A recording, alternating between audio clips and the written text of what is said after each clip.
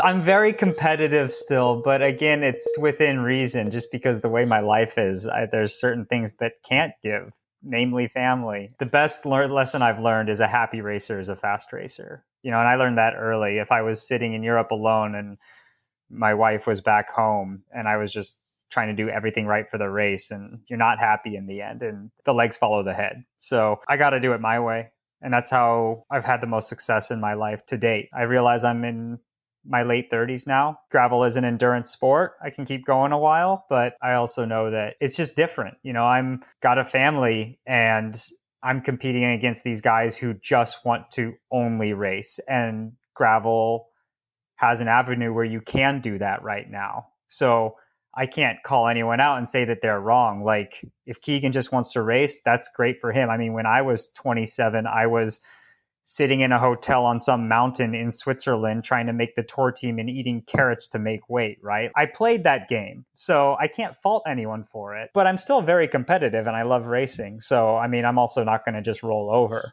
Like, I'm not coasting it in and just trying to be an influencer either, which I hate.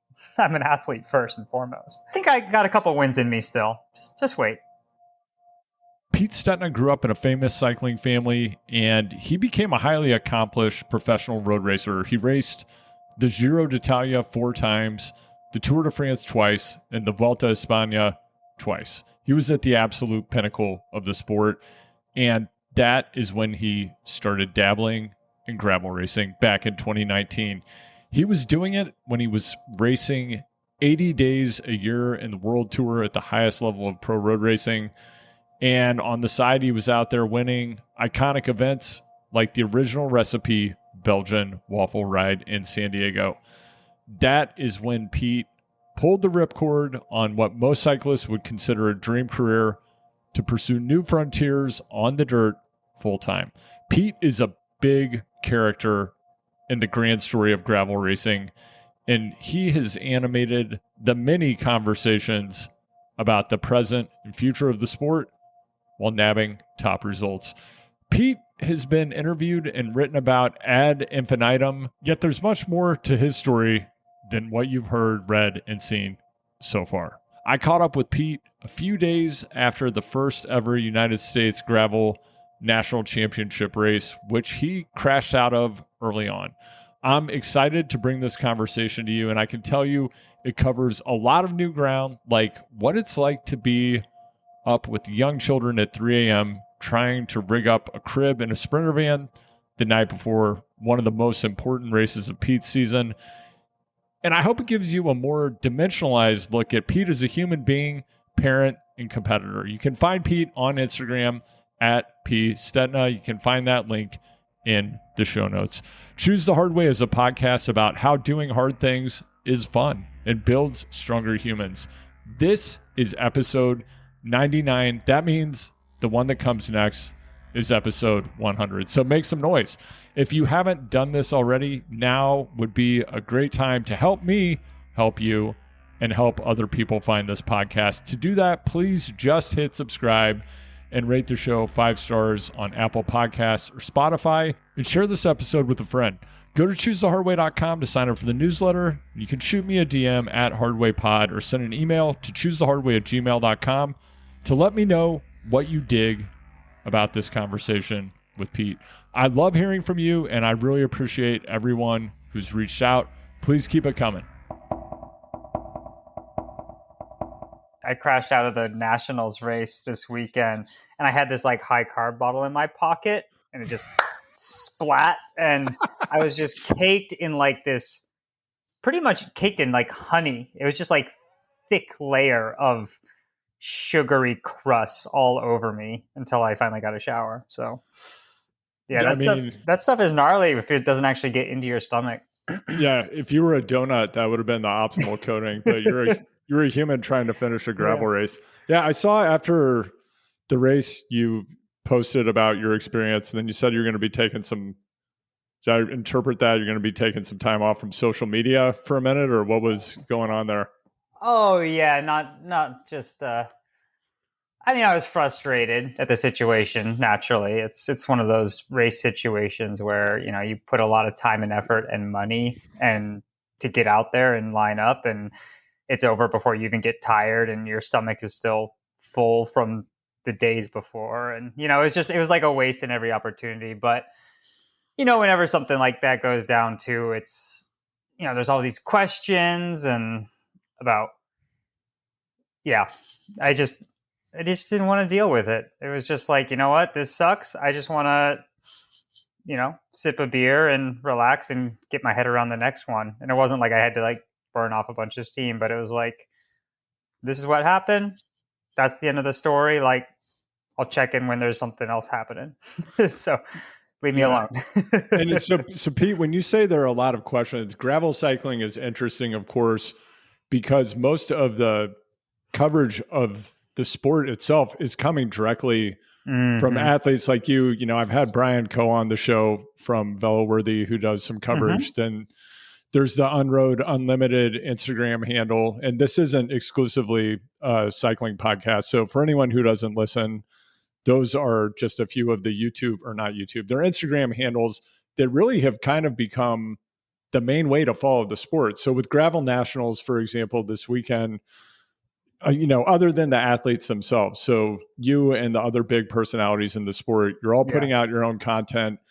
With the event this weekend, for example, I actually pinged Brian Coe, and then I was checking out Unroad Unlimited because I was trying to figure out, hey, where's like the ATV with someone with an iPhone covering this event? And there was actually nothing. And so what is that like for you? And I want to go way deeper on this, but this is kind of a good starting point. So you're an athlete, you're a world-class athlete. You came from the World Tour. You're a gravel pro. You were one of the first to kind of make the crossover. And you also now have to be a world-class content creator, and you kind of have to mediate everything that you do. So in a moment like that, I get it. Your persona is that you're someone who's there both to compete and you're there to have a good time. And that's part of what's fun about gravel cycling in particular. But you're a game competitor. Like, you came up like with that instinct. And I have to imagine when something like that goes down, it's probably not a good feeling. You mentioned you had some questions, or you felt there might be questions. Then you've like got to get out the iPhone and start talking about it, right? Yeah.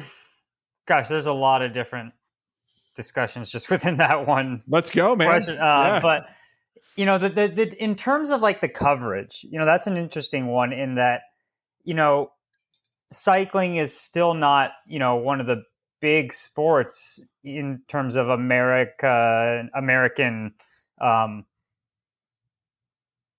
media consumption, right? And so a lot of the races, I think, except for the Tour and maybe even the Tour de France, they actually have to pay NBC or Peacock to air it, right? With the belief that they'll have an ROI in the future by creating more fandom. And so, for a lot of these smaller races, that's just, they don't have the funds to do that. And also, why in this business would you pay someone else to take the rights of the audience? So like, if I'm a race and I pay Peacock or NBC or whoever to show my race, and then they own that audience and they get all the goods from that.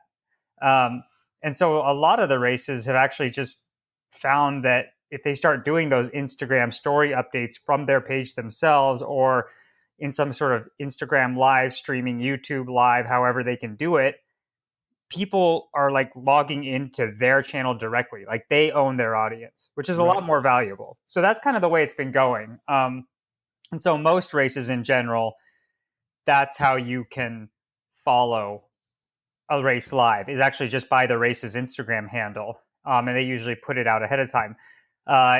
Gravel Nationals is just a little bit different because it's just run by USA Cycling, which are the feds that they're not up to speed on that stuff. They put on the race. So that's kind of that part of it. Okay. So you have the incident, what you got You had two flats, you plugged it twice, the Oh plug no, blew no, out, you I put a no, tube in. no. I was just it was a mass pile up, just domino Oh, effect. okay. Yeah. Yeah. Yeah. um, no, it's just it's yeah. People are wondering what's going on, and you kind of, as you said, like in this game right now,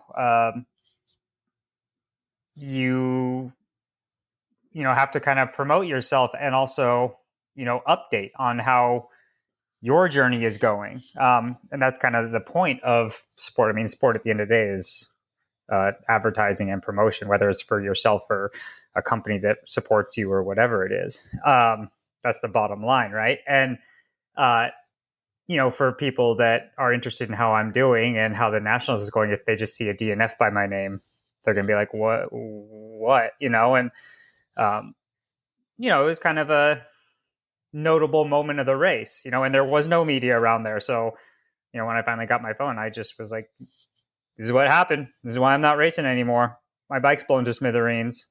I'm okay. See you guys at the next one. And yeah, just an update. Yeah. Okay. Now I'm remembering what happened. I did prepare for this interview and I did know what happened to you in the race. I had a friend, Dr. Scott Fry, who's a neuroscientist and behavioral psychologist who I've had on the show previously. He was competing in one of the Masters events. Mm. Scott's experience, he sent me a text from the second checkpoint, I think around mile 58, that he had some convoluted multiple goat head flats. He plugged his tire, blah, blah, blah, Mm. blew out, put in the tube, all the fun stuff that can happen Yeah. in one of these events. But, let's maybe like jump back and rewind back to when this thing all started. And I know you've talked about this a bit before, but there are some unanswered questions in the Pete Stetina mythology, and I Oh, want to go God. deep on it today. So I want to know, like, what was the actual moment when you made the commitment and flipped the switch and were like, not just I'm leaving the world tour, but this is the specific thing that I'm doing. Do you know where you were and what was happening at that moment when you were like made the commitment? Uh, that would have been the fall of 2019, but it wasn't just a quick flip switch or switch of a flip of a switch. It was a slow, eye-opening, and methodical approach. To be honest, it wasn't this beautiful fairy tale Cinderella story type of thing. Like, I'm going to follow my heart. Um, it was me thinking about it over the course of the season, um, and pushing for it while I was still on my world tour road cycling team at the time, and trying to advocate to continue in the world tour as long as I could do this gravel stuff on the side, because it made sense for me personally and for any sponsor marketing wise. The proof and the data was there. I mean, that was a fact at that point. And I was continually getting shut down by team managers in Europe because it's a very traditional sport over there. And they basically saw me as asking to like go play off road and not be focused on road cycling. It was just a difference of, it was kind of the American mentality versus the traditional European road cycling mentality. And it kind of came to a point where it was okay, because of my desire to do this and having done this for a season, the door was closed with my current team. It basically, even though I had success in gravel, it convinced them that I was, in their minds, not a serious professional anymore. So they were not interested in continuing with me. And my choice became to either find another European road team and double down and, churn out a few more years in Europe on the road, or kind of go for this thing myself. And I'd always kind of considered that. I'd kind of toyed with the idea, a year before. And I had, a couple friends in the industry where I just kind of asked them, I was like, I think I want to do this. Like, Do you think there's, would you support me in that? Like, I'm gonna go for this, and it was a resounding and quick yes. So that's kind of what pushed me over the edge, because I mean it was a jump into the unknown, like you said, like no one had really done that yet, and when you spend your whole career, being told like the Tour de France and the World Tour, the major league, so to speak, like this is the holy grail, and you're there and you've been there, it kind of goes against everything you've been told to step away from that to, and in most people's minds, downgrade yourself. Um, so it's really about does that make sense? Is it a downgrade or is it a sidestep type of scenario? Yeah, and I certainly didn't think that you made this decision in a flip manner. I am still curious after you went through this, because it sounds like you're a very analytical guy. You're very Too data much. driven, right? Yeah, and it Yeah. sounds like also you do what a lot of smart people do when making decisions, and you talk to probably some people who you found to be highly credible, whose opinions you Mm-hmm. valued, to kind of calibrate, okay, based on this information, what's the best decision for me to make? When you were in the world tour, and I've been in and around pro cycling for a couple of decades, Mm-hmm. not in the way that you have been, but as somebody who's covered it and has gotten to know some of the athletes, team managers, and so forth, and as somebody on the outside, being an athlete at that level in many ways, and I don't mean this in a diminutive way, but it kind of seems like you're kind of like a zoo animal getting moved around from place to place, getting fed. I know athletes seem to have a bit more autonomy now, but what was your experience like, and how did that suit you or not just as an actual human being, not just as an athlete? I mean, I think that's a very good evaluation on your part, to be honest. I mean, that's kind of the way that it's been made. To be a good bike racer, you don't have to have a crazy IQ. You have to know racing, and that's about it. I always like to stay busy, and I would get bored in the hotel rooms because it was so much, train, rest, recover, repeat. And I would try to have these kind of side projects just to keep myself busy in the hotel room, because I hated the part I hated the most of pro cycling was like just trying to literally find the ends of the internet on your shitty hotel bed in the middle of some hotel in some foreign country.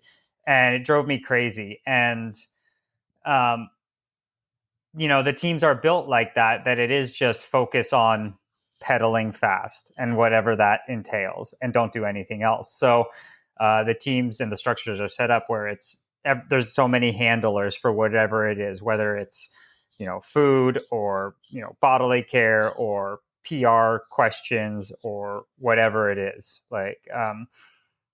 and it's really nice for the act of riding a bike, but it definitely does not make for a well-rounded human.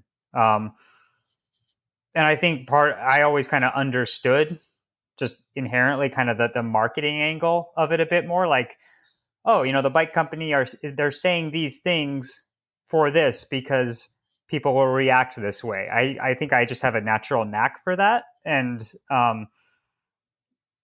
so I'm just lucky in that way. I think that when I made this step to kind of go on my own, um, I'm able to understand kind of how to do it from a business side a bit more. And when you did make that decision, you committed to doing this new thing that you've now been doing for a minute. What did it feel like to step into that commitment and be like, yeah, I'm doing this? How did it feel? Oh gosh. It was really exciting at first. When the news broke, it was gratifying. I mean, it resonated deeply worldwide. Um, it was pretty cool. Yeah, it was by design to make a splash, because I knew it could also go the other way. So, I kind of I kept my cards close to my chest for a while, and I reached out to a journalist that I knew and trusted, that wouldn't skew my words, that wouldn't take it and spin it a different way, I that liked me, I liked him, we had a good rapport, and I said, I've got a story with you, but you got to promise to help me out on this one. Like, I really care about the final product of this because the rest of my career is riding on this. And that was Andrew Hood over at Velo News Sure. at the time, and he does all the European correspondence. Uh-huh. And he dropped that story, and it was it was pretty wild. There was a tidal wave. It was um, I he dropped it after I had gotten Canyon and Cliff Bar and Shimano in my corner. So it was a story of not just, I'm going to go do some gravel racing. I'm going to see what this is all about. It was, I'm coming to do some gravel racing. I've got these 3 legitimate companies who already believe in me at my back. I'm going to be filling out the rest of the program and the racing schedule in the months to come, and so it was a much more official jump with intention behind it. And that resonated. And all of a sudden I started getting calls from over 50 companies on trying to align with me. And that, it was interesting. It was a lot of attention very fast, and it became a trial by fire in marketing and agency and all the other business of it, which I had no experience with. I had an agent my whole career. Right. Yeah. And Pete, I can tell you've had a lot of media training. I can tell that you choose your words carefully when you speak. I'm going to shake you around a bit and I'm going to get some other words out of you. I've almost gotten canceled enough times. Like, let's keep it. I want to keep my streak alive, please. Yeah. No, I gotta ask though, once you had that whole apparatus that supports a world tour level athlete, which, that's similar to what you would see in any professional sport where you've got handlers, you have experts for everything. Then you're on your own, you're doing this thing. I have to imagine the companies supporting you or still providing a different form of some of that support. Suddenly though, it's not a team. It's not the Tour de France. You are the product, and what you mediate becomes the product. So how you talk about yourself on social media, what videos you're making, that type of stuff becomes almost as important, if not more important, than your actual athletic performance. And I want to dig into that. Like, what does that feel like when you make that shift? And did it feel the same or did it feel different than when you were an athlete in the World Tour? Yeah. I guess my product kind of just quickly became like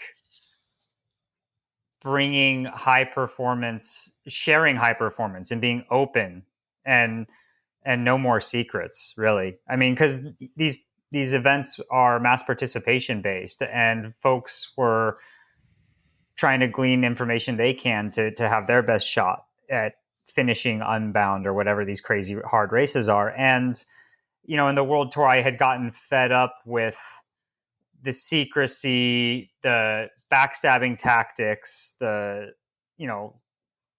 lie, cheat, beg, borrow, steal to get ahead. And that's what road cycling in Europe really is. It's by any means necessary. And I was just so sick of it. I was like, I want to ride hard. I want to race my hardest, but like not at the expense of just being a good person, and sharing what I've gleaned over my career in the World Tour. So that was kind of my product. And, I found companies that aligned in that vision with me. It was, I didn't want to just take a salary to peddle a product. There had to be an organic relationship and an actual true angle to tell instead of just false advertising. And I think it was just, your whole career in the World Tour, you're just given, you sign with a team and it's like, these are our portfolio sponsors. You represent them. These are the best things you've ever had, and then it changes every year and you repeat that cycle. And So I think, when I did leave the world tour, there was probably a little bit of disenchantment at the whole system. And it was me being like, I'm just going to be real for a minute. Um, and I had the opportunity, due to that move making a splash, to align with and, you know, partner with companies that actually shared a real story. Um, so that was kind of the direction I took it. What were you like as a kid? What were you into? I was just highly competitive. If you wanted to race me in peeling an orange, we would have set a timer and peeled an orange as fast as we could. Every sport possible. Yeah, it was pretty cutthroat, pretty intense. Type A. Yeah.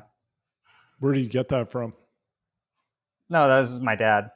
He was the Yeah. same. My dad was a pro in the 70s and early 80s. Yeah, the whole Stetina clan, the Stetina side of my family is a very intense sporting family, for sure. Did you feel pressure when you were a kid? No, I was never pressured. A lot of people think that I was pushed into the sport because my dad and my uncle were pros, but I found it on my own. And then once I decided to start bike racing, there was the family history and connections to rely on. So let's say Pete's 13 years old. Mm. What are you listening to on your Discman? Oh gosh. 13. That's like what, middle school? Are you in middle school when you're 13? You're not in high school yet. It depends. Could be gifted. Oh man. It's definitely not what it is now. Gosh, at that age. I remember Limp Bizkit. I remember that Blue Dabba Dee song being popular then. The Eiffel 65, you remember that one? Sure. I'm Blue Dabba Dee Dabba. DMX, everything. It didn't matter. It was, I guess, alt rock. It was that 90s alt rock. Okay. Was 13. Nice. So just throwing on some Korn, getting fired up before a race. Like Korn that type was a of thing. good one. Falling Away from Me. Yeah, I could do that. They're a little angry now, though. I don't go that way anymore. But yeah. And were you into anything besides cycling as you started to get competitive with it? Like, were you playing music? Were you drawing? Were you doing anything like that? I was just doing every other sport. I was running competitively. I was playing soccer till I was 17. It was just energy output all the time. Do you think Pete at 17 and at whatever level you were at in soccer, could you have taken down Remco at 17 in soccer? I don't know. I think Remco was kind of a soccer star, wasn't he? He was. Yes. Yeah, no, I was not. I was a very good runner, so they would just put me in the midfield and have me chase balls, but they didn't want me to kick the actual ball. So yeah. Okay. So the hand-eye coordination was.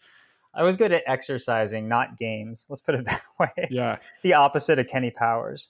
Got it. So I'm curious in particular about this kind of creative domain, because now, yes, there's are your values aligned with the brands you work with and that type of thing, but also like you're in front of the camera, you're doing all kinds of creative work constantly. It's got to be at least half of your job. So how do you think of that part of your job?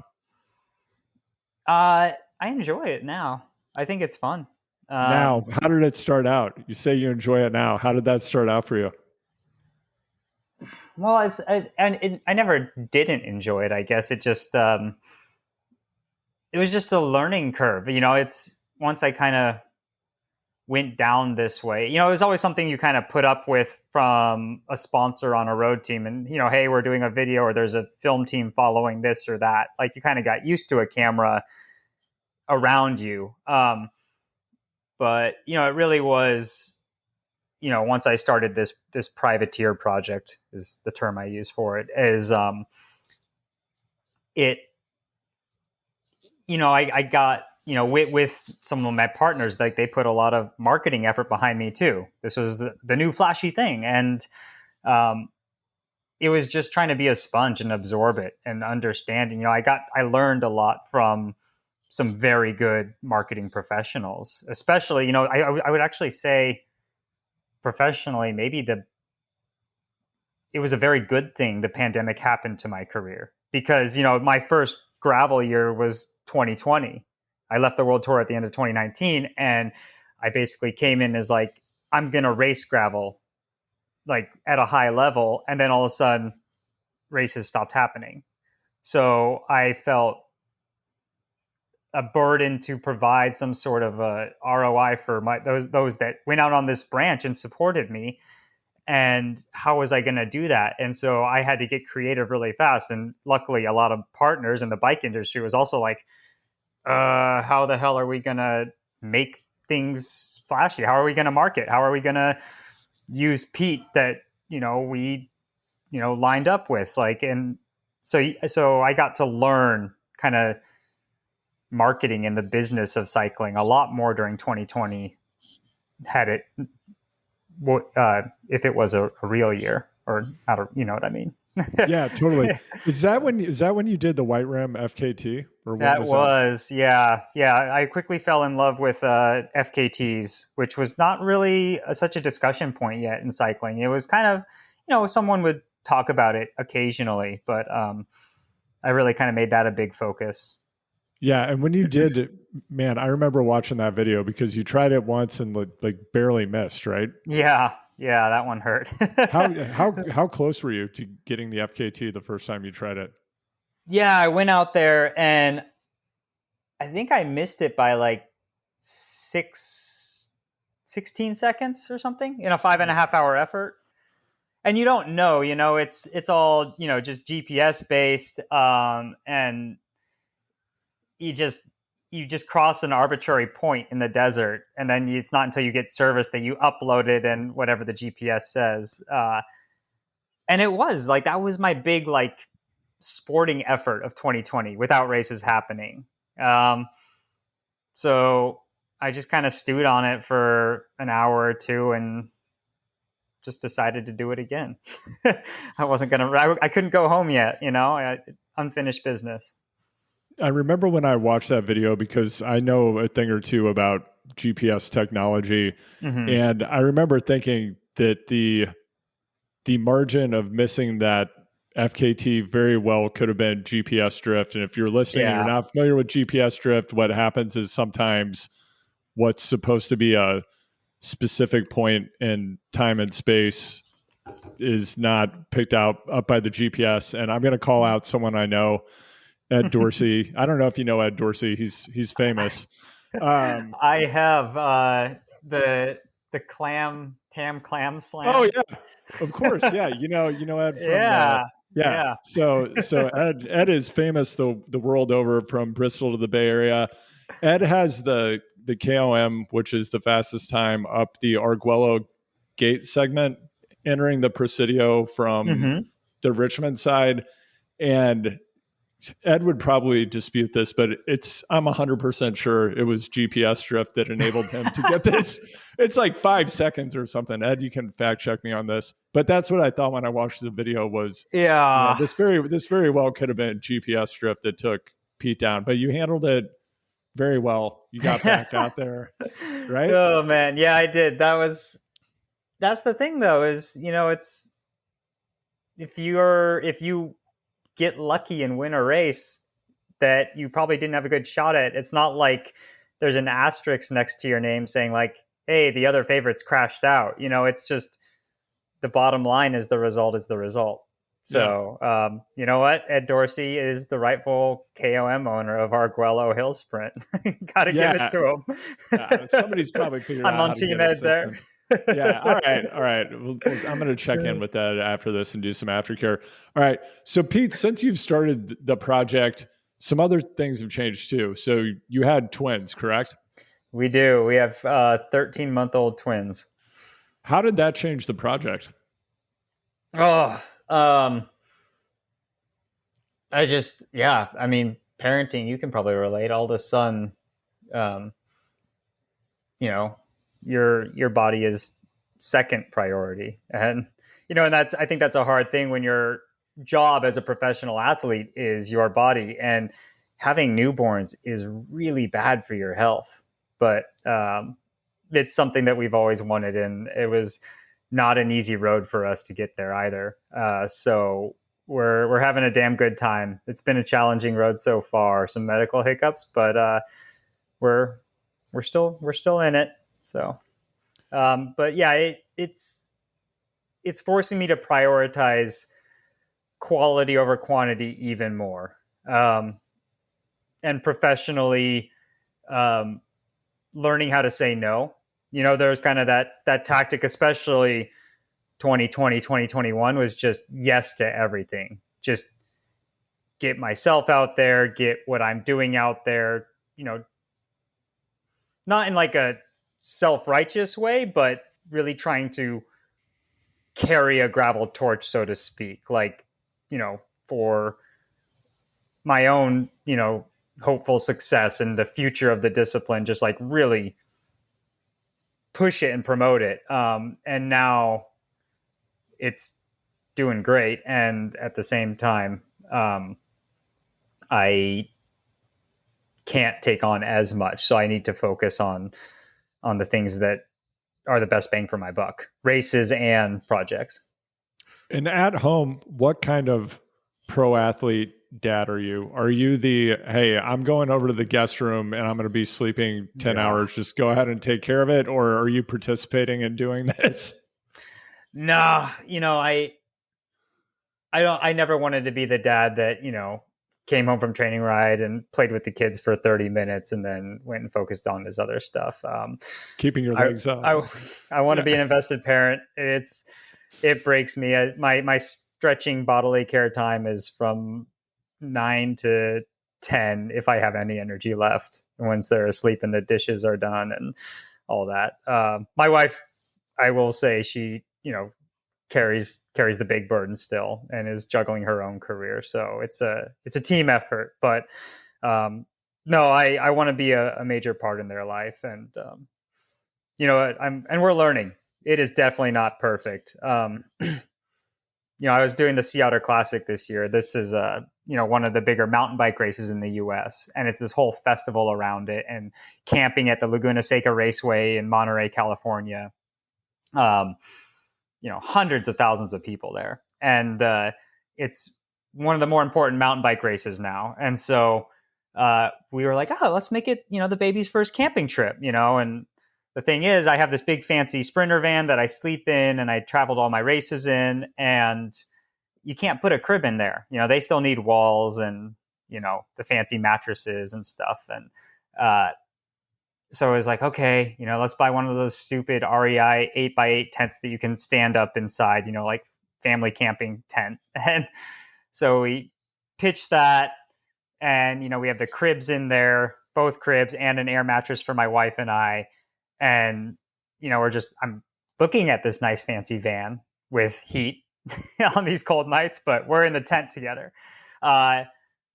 First 2 nights go okay.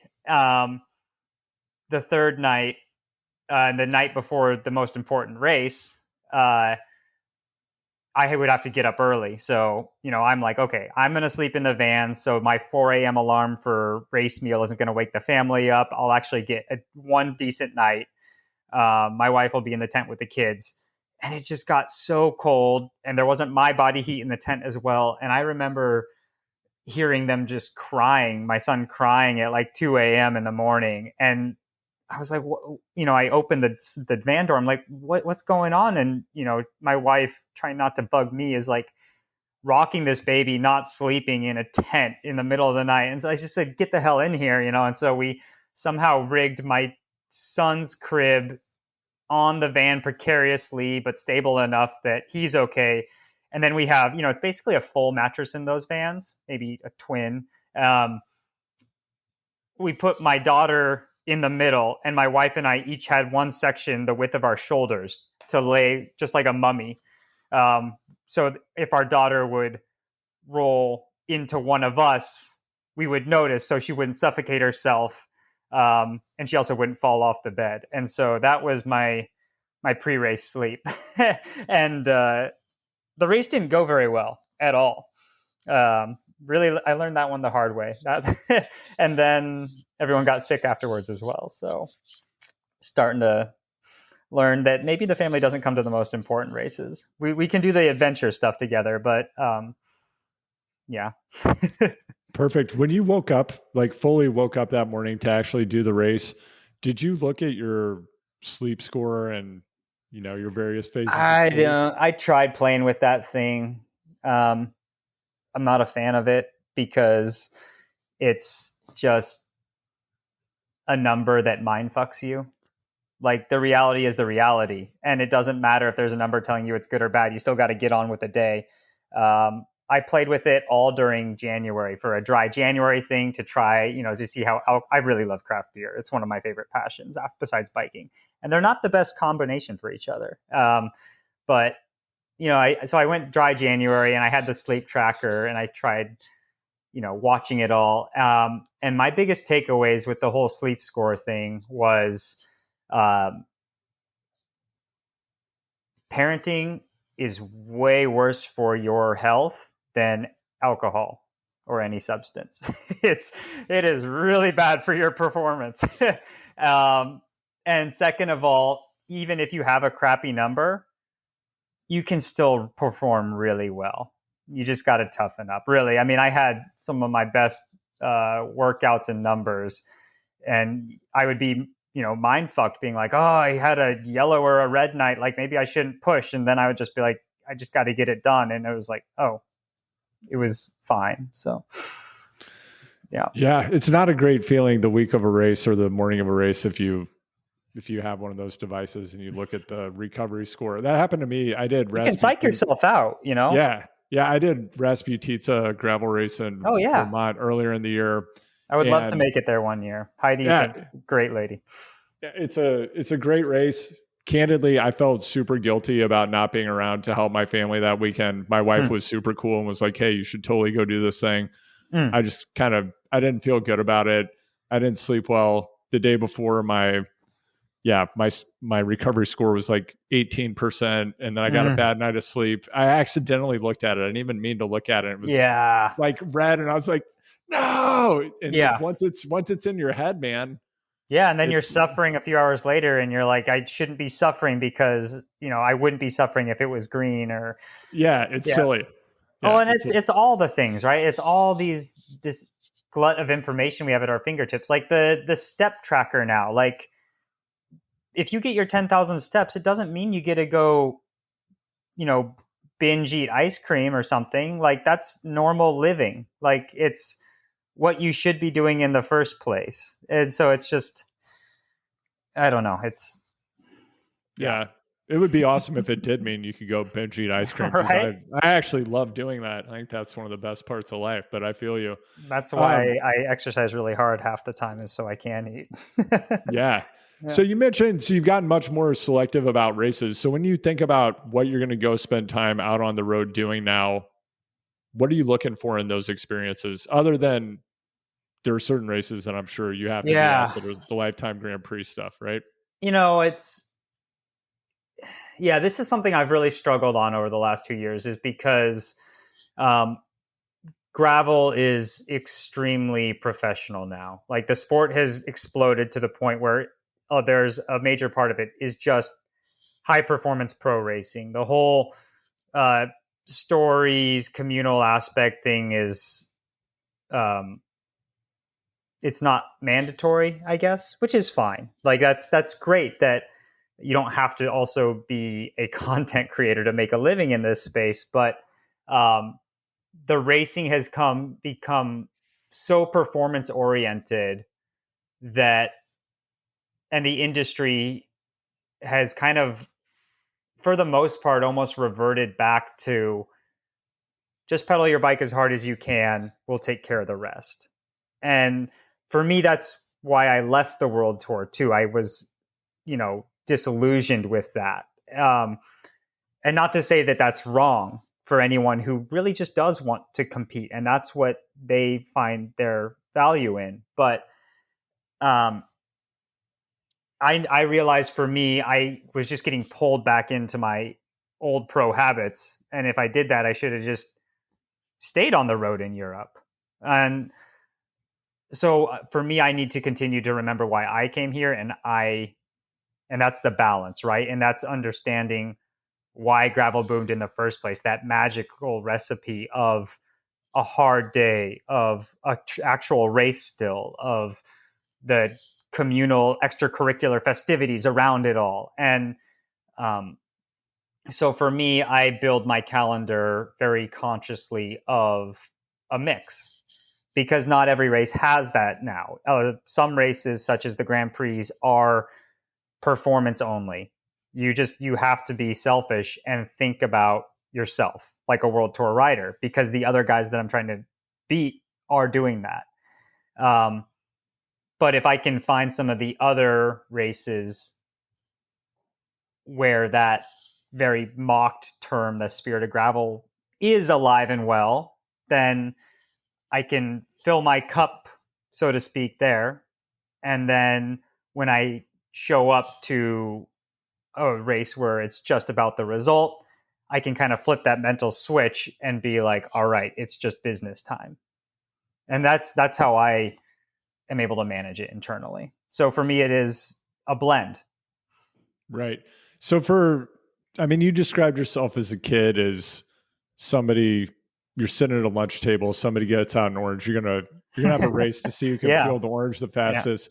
So, and then the arc of this is now the experience is very important to you. And I Mm-hmm. gotta imagine that kid who wants to peel oranges faster than anybody else is still inside of you. Yeah. And in particularly in this current season when Keegan Swinson, who I've also had on the pod, Yeah. he's winning everything. Like, number one, how does that feel? And what's going on with the level where, I mean, man, he won Leadville by what, like 15 minutes? Yeah. I think more. That More, was 25? I don't know. yeah. It was nuts. Yeah. Yeah. Keegan is on one this year. He is a level above. It's impressive to see. And it's also, to me, it's even more astounding in that just the consistency. Like I had a season like that in 2021 where I feel like I just couldn't do wrong. And it always ends. Like that's just sport and evolution, like dynasties crumble, and he's still doing it. So just the fact that he's never getting sick, he's never having a mechanical or a flat tire, like that's what's really impressive. Um, and it is, driving me a bit crazy. Like I feel like I should, and I want to go toe to toe with him, but I'm kind of on the other end of the spectrum where I'm dealing with, my kids getting sick and a bike mishap or whatever it is. Right. So I just got to, trust the process that it's cyclical, the cycle of life and sport. It'll come around, but all the respect to him, he's putting it together and he's having a good time doing it. Yeah. Do you see yourself?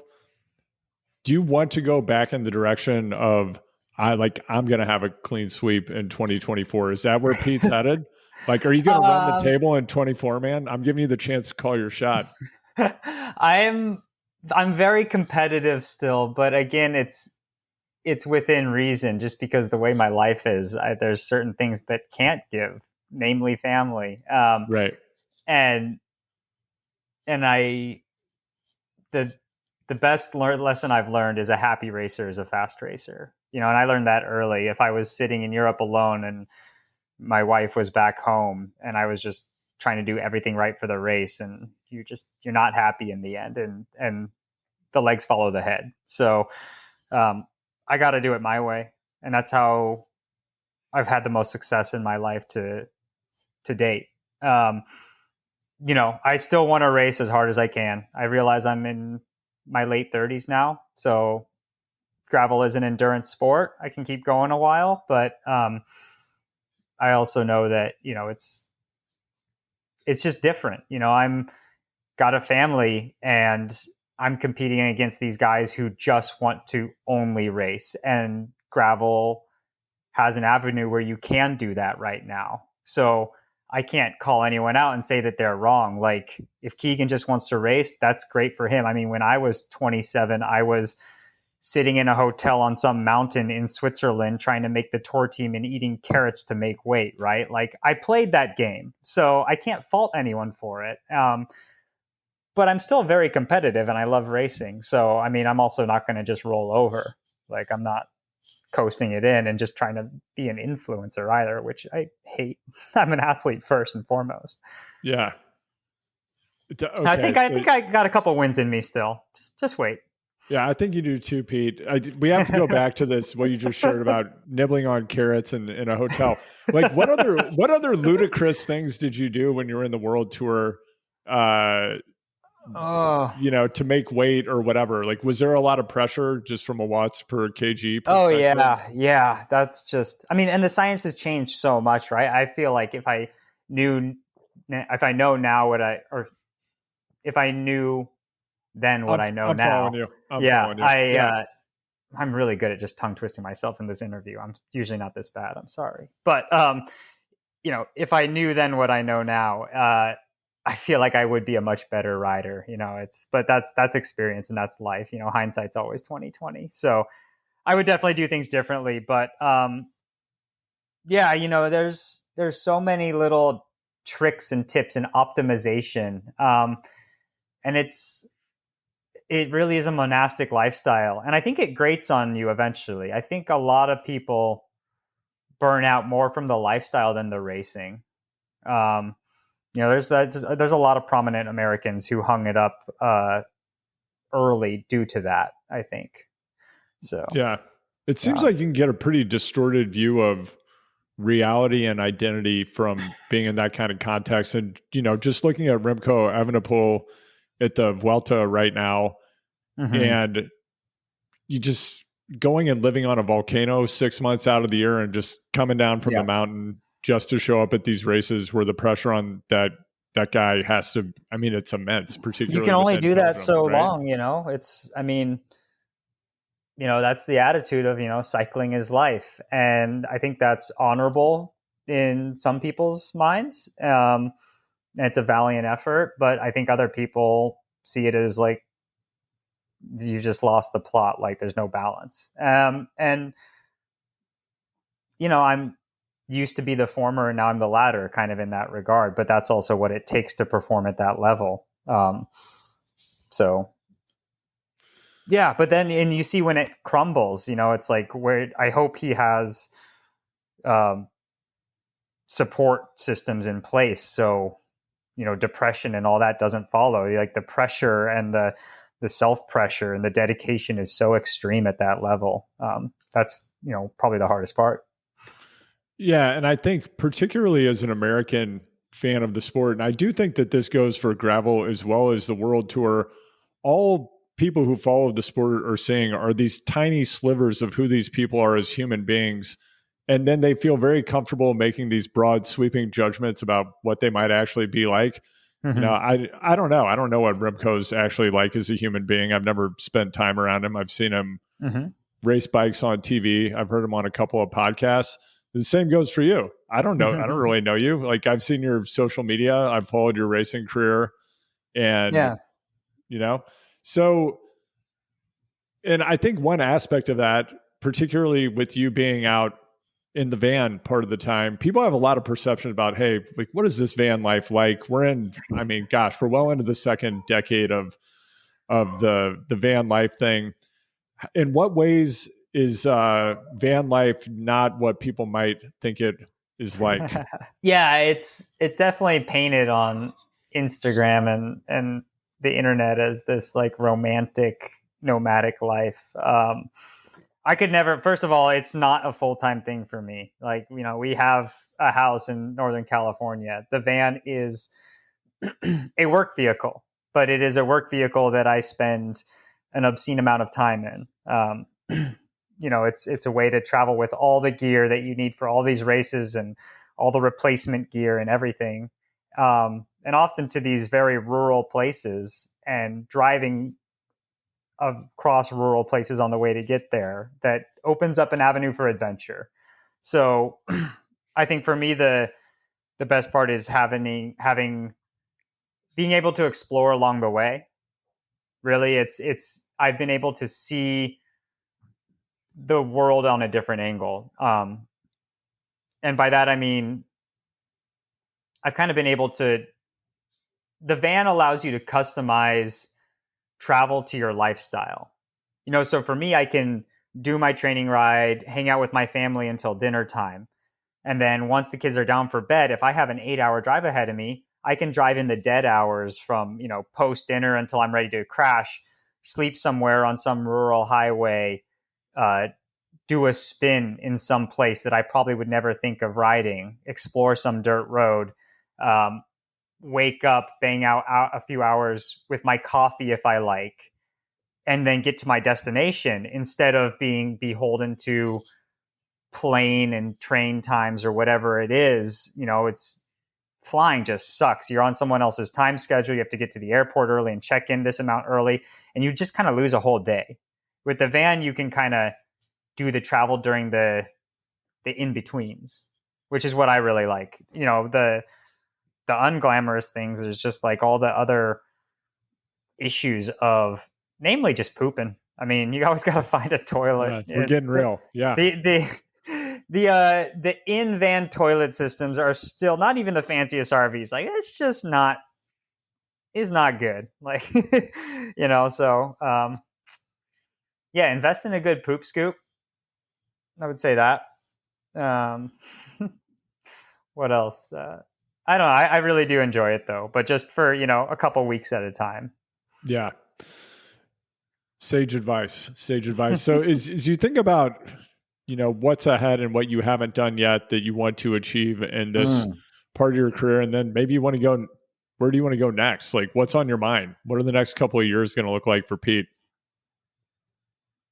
Well, I can't give everything away because, it's a competitive environment still and everyone's trying to find their niche. So if I give it all away, someone's going to get to it before me, man.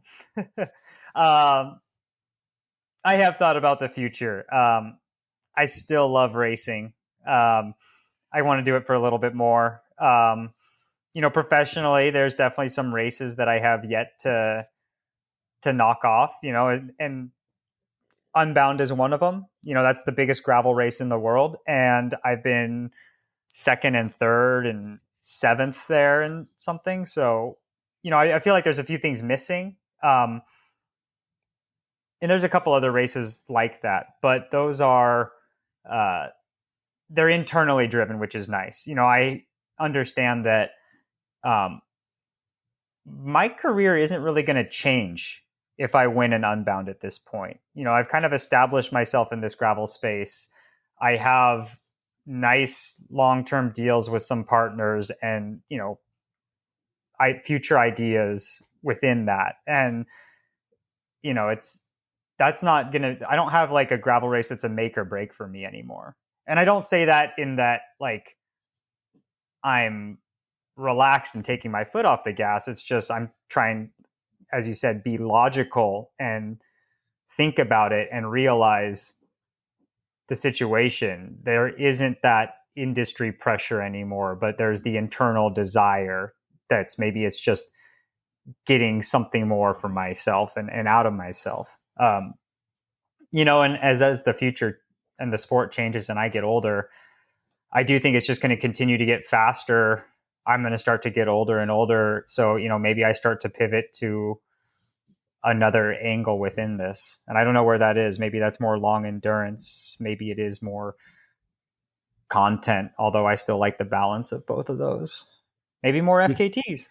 Could be a painter or DJ. That seems to be a popular direction to go as well, right? Is it popular? Who's a painter or a DJ? TJ Eisenhart, Taylor Finney. Oh yeah. They're really good at that though. I don't. Yeah, I would not. You're a competitive guy. You could be good at those things if you wanted to. I'm sure.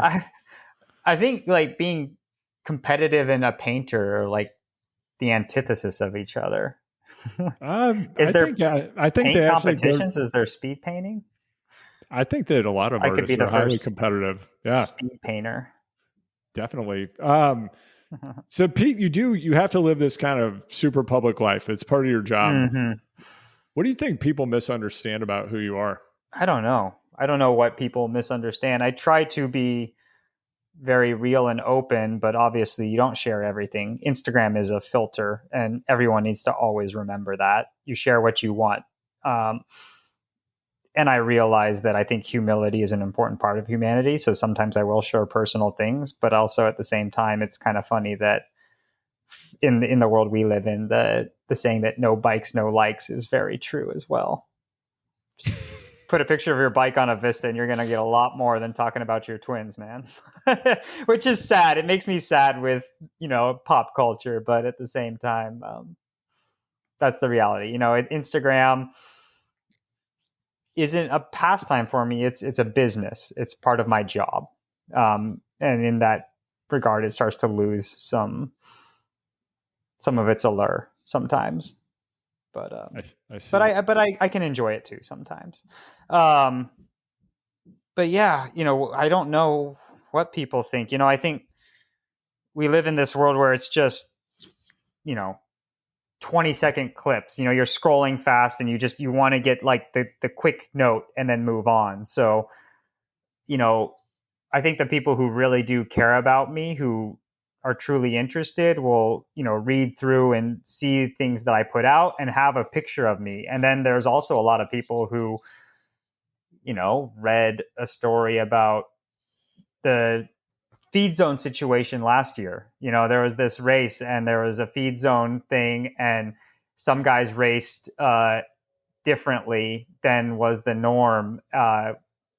And I lost my cool at them, and I said something online, which you never should do. That's never a good idea in the first place. But, sometimes it happens, and we're actually all friends, like it's not an issue in pros anymore. But due to that one internet blow up, I still get regular messages about, the old crusty pro, like pissed at the young guys, like, oh, what is someone gonna do, like if Pete can't have his snacks? It's like people see that one little blurb and then they have their opinion, and that's that, which is frustrating. But so I wish people would actually like read what I put out there sometimes.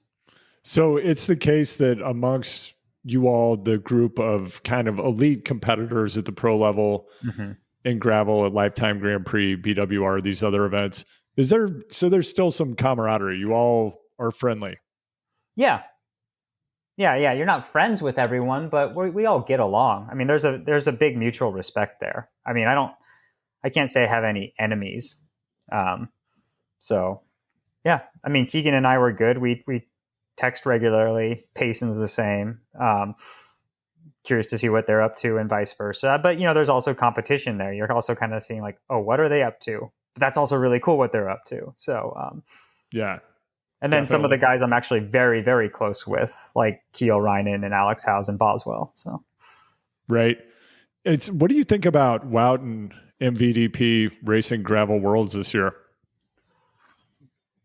good for them. I mean, those guys they're those generational athletes that can just do everything, and they have off-road experience. So that'll be really, really interesting. I won't be there as more of a political stance. I mean, there's just, I am very anti-UCI still from my experience on the road with that. So,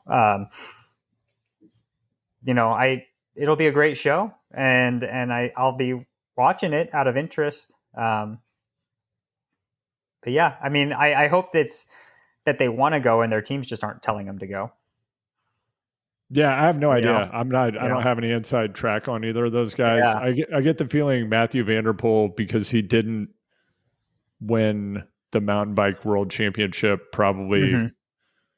In his sick quest for power, probably wants to get Maybe. the gravel world championship. and then I'm sure he'll go for Yeah. the cyclocross world championship again. What I just hope is that it's an actual gravel race this time.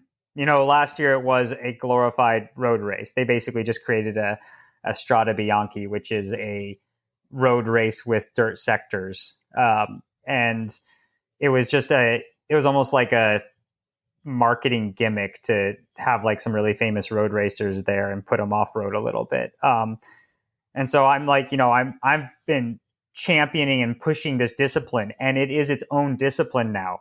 And now the UCI has tried to come in and just be like, oh, cool, okay, we're going to do it this way, and we're going to be the authority on that. And it's like, no. So I hope that it looks and feels like what the other gravel races are, what the discipline actually is.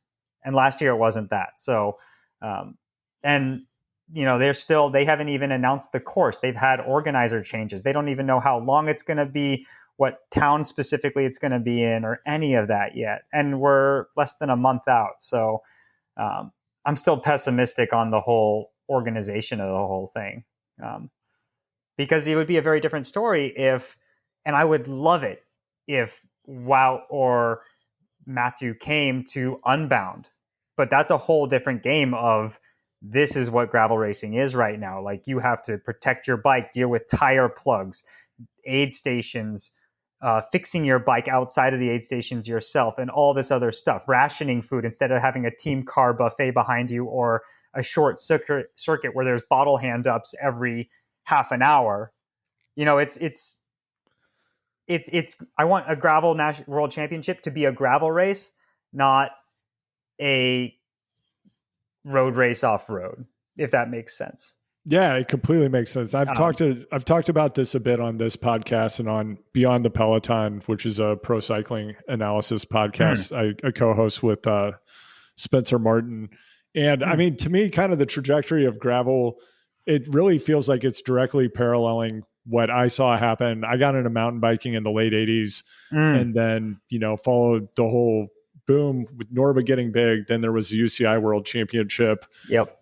Ned Overend, Greg Herbold winning.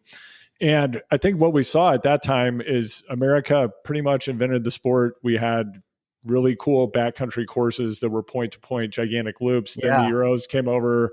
They started dominating the sport for whatever reason. And then it went back to Europe for the Grundig UCI World Cups. Those races became, I think the race that was in Madrid, it was basically in a city park, and it was like, I don't know, like a 3-mile loop. And then that's the direction it went over time. And now we have where cross-country mountain biking and it's glorified short track now, really. It's not the Norba big mountain courses that is the core of mountain biking, right? This big mountain loop with a fun climb and a wild descent. It's, it is unrecognizable. And I think that's what the UCI is doing with gravel. They're going to put it into their box and their template that makes sense for them. A lot of the courses in Europe, in their gravel races that they are sanctioning over in Europe, they are circuit based already. I think a little bit of that is just cultural because there's less big, massive open spaces in Europe. Sure. So you got to work with what you got, so to speak. But I do think you're correct in drawing a lot of those parallels. And I think a lot of people, because mountain biking that change was generally recent. I mean, that change was happening when I was a junior racer. I remember racing Norba big mountain circuits.